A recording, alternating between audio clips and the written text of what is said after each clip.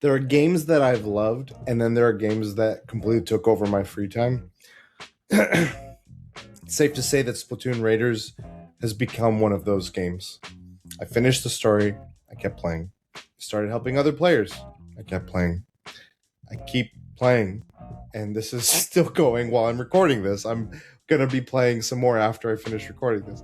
I experiment with builds that I don't need, and I keep playing. I'm chasing the true ending right now, so that's like my main thing. But I keep saying one more mission, and eventually I stop to ask myself why. Like, why did this game grab me the way it has? Because I've played loot games before. I'm a big Destiny player. I love Diablo. I play all kinds of other games like those like and I played Splatoon games before. I played cooperative shooters, I played RPGs with build crafting, and none of those explanations really felt like the complete answer to why this game has got its hooked in me so much. But I think I've made a realization about Splatoon Raiders.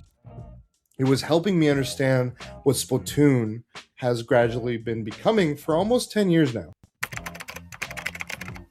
I think for a long time I misunderstood the Splatoon franchise kind of trajectory. It looked like Nintendo's take on competitive shooters, like on the onset. You go back to the Wii U era. I don't even think they fully had that concept there. They really leaned into it once they were in the second game, and they started to make headway from there. But they still had the core idea, and it was the core kind of feeling of that: paint instead of bullets, squids instead of heroes. But even the original game was already doing something different. Movement wasn't separate from combat. Traversal wasn't separate from offense, and painting wasn't just scoring points. Everything naturally flowed into everything else. And I look back now, and I can't believe, one, it's been over 10 years.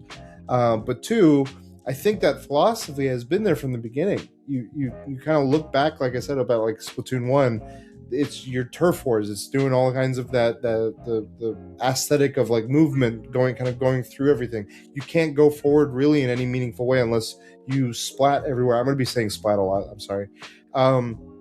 You're going to just all those different systems and the personality of the weapons, the rollers, the dualies, the super soakers, kind of all blended into this 90s vibe.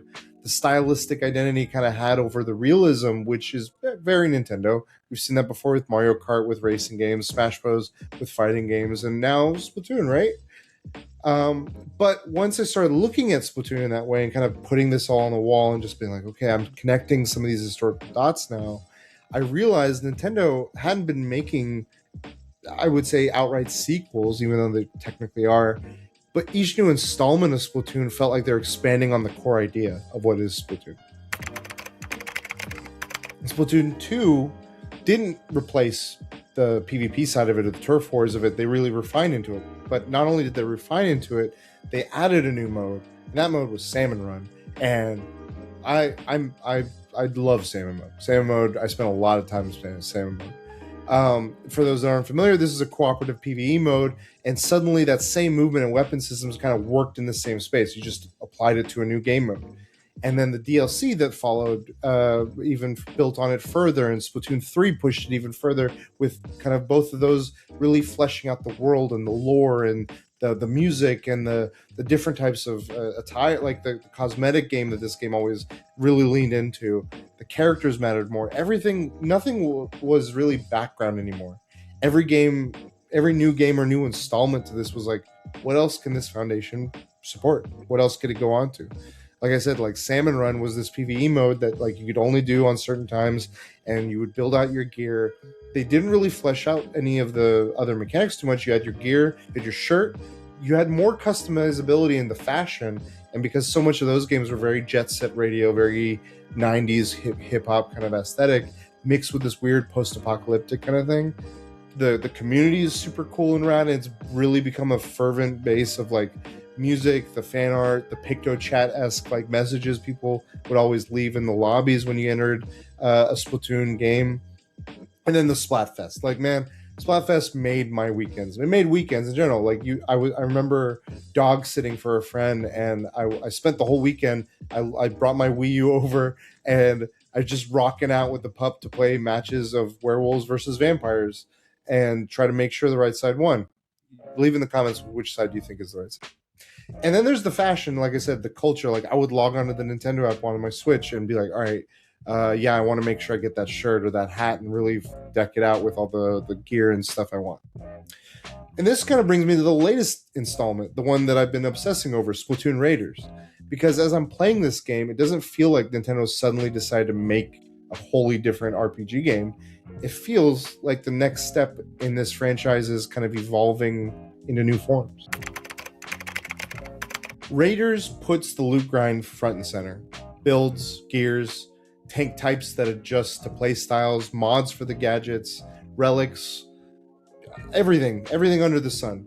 On paper, these are not new. I mean, they've played around with this before in some way, shape, or form with the shirts and the 3 cooldowns you can maybe have or the different weapons you could pair with it. But it's not the same here. It's a league of its own. The amount of weapon identity, the tank builds, the mods, the expression, blended with optimization, you can min-max, you can ignore it altogether. Both are valid. Like that's what's really surprised me is like how far they lean into this, but also that it never needed me to become the perfect player. What it needed me to do was think about what sounds fun. Like, am I having fun, and in what shape, way, or form can I make myself find that fun? And it really just leaned in that direction. So the more I played, the more I keep playing, I should say, the more I noticed something really start to stand out. Everything naturally led to something else. Finish a mission, unlock a weapon. That weapon makes me curious. Now I'm going to try this new build. That build changed how I play. I earned a new resource. I upgraded my tank. Ooh, what's this next thing? I jumped into someone else's lobby to test out that setup. Ooh, I just unlocked a new thing. Rinse and repeat.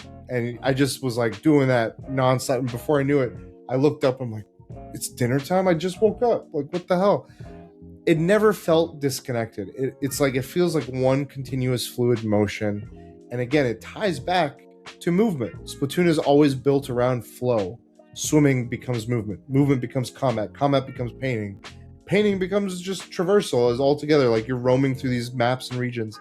And Splatoon Raiders simply extends that philosophy into progression itself. And that's when everything really, really started to click for me. I don't think Splatoon Raiders made Splatoon into an RPG. While it's drawing so much from like games like a Diablo or like a Destiny or things like that, I think it revealed what Splatoon has been evolving towards all along. Every sequel has asked, what happens if this design philosophy touches another genre? First it was competitive shooters, then sprinkle in some cooperative survival, then crank up the lore dives, and now we're at the looter shooter progression, baby. We're rolling and dipping and diving. That's why I couldn't put this down. It wasn't because the numbers kept getting bigger. It was because every system just naturally made me curious about the next one. And Splatoon stopped feeling like it was just a shooter, which it was great at doing. Like it wasn't a thing, but now it started to feel like this. It's this ecosystem, and every mechanic is supporting one thing into another. Every activity point towards another. Every new idea strengthens the whole. And you look at that, you take that idea that's put into this game, and I think you expand that out to the 10 years, 11 years that this franchise has been around. And I don't think the question is what genre is Splatoon. I think the better question is what genre hasn't Splatoon learned from yet? And I'm curious whether Raiders changed how you think about Splatoon personally. Like it's kind of given me this retrospective. Did it feel like a natural evolution to the series? Are you enjoying it? Is it something, do you view it very differently? It is meant to be like there is no turf wars in this one. And that is a bit of a swing in a different direction, but I think it's landing it and it's exploring it. And I've been around with this franchise since the Wii U days, and I'm very curious, like what you're thinking of it, what you think of the series, and where do you think it's going. I generally love to hear your perspective. I hope you've enjoyed mine. Thank you again, and until next time, we'll catch you on the next Save Point.